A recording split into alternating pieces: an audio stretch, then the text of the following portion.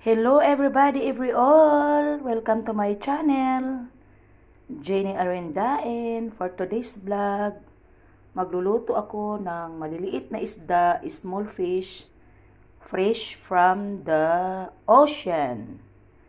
Lulutuin ko siya ng paksiw, ala Jenny. Siyempre, hindi mawawala sa atin ang bawang. Yan lang ang meron ako. Sibuyas. Yan. Bawang, sibuyas, luya, at meron akong dahon ng laurel para mabango yung ating paksiw.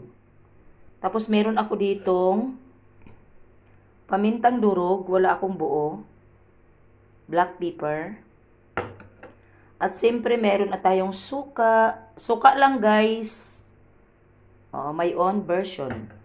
Marami yung sibuyas ko, pero ang ginawa ko, nilagay ko na yung iba dyan, sinapin ko sa lutuan. Tapos i-arrange ko ngayon yung fish dyan para masarap siya. Samahan nyo ako sa pagluluto ko guys. Ayan guys, na-arrange ko na. Ayan, na-arrange ko na yung isda. Nakita nyo kanina, nilagyan ko muna ng sibuyas sa ilalim. Ngayon, pagsamasamahin lang natin lahat sa ibabaw yung mga pangunahing sangkap. Ayan guys, nailagay ko na lahat ang luya, sibuyas, bawang, pamintang durog. Suka lang ang isasabaw natin dito guys. Suka lang talaga as in. Tapos asin. Tapos meron tayong olive oil.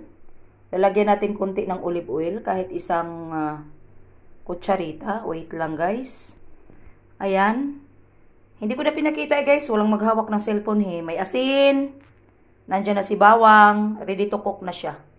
So, isasalang na natin siya guys. Sa mahina lang na apoy, syempre, para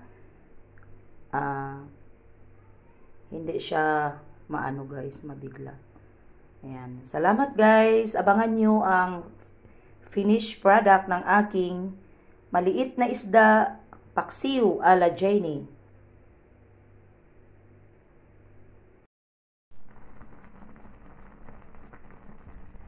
Ayan na guys, yung ating paksiw ala Jenny. Ayan. Mahina lang talaga ang apoy niyan guys para maganda. Ayan na kumukulo. Ang bango. Nakugutom aketch. Ayan, almost done na yan. Pero pinain-in ko lang. Ayan siya. Ang bango Luto na yung ating small fish paksiw. Ayan na yung ating finished product guys. Mamaya ko na siya tanggalin kasi mamaya pa naman ako kakain. Ayan. Ready to eat. Ayan. Luto na ang paksiw. Thank you guys.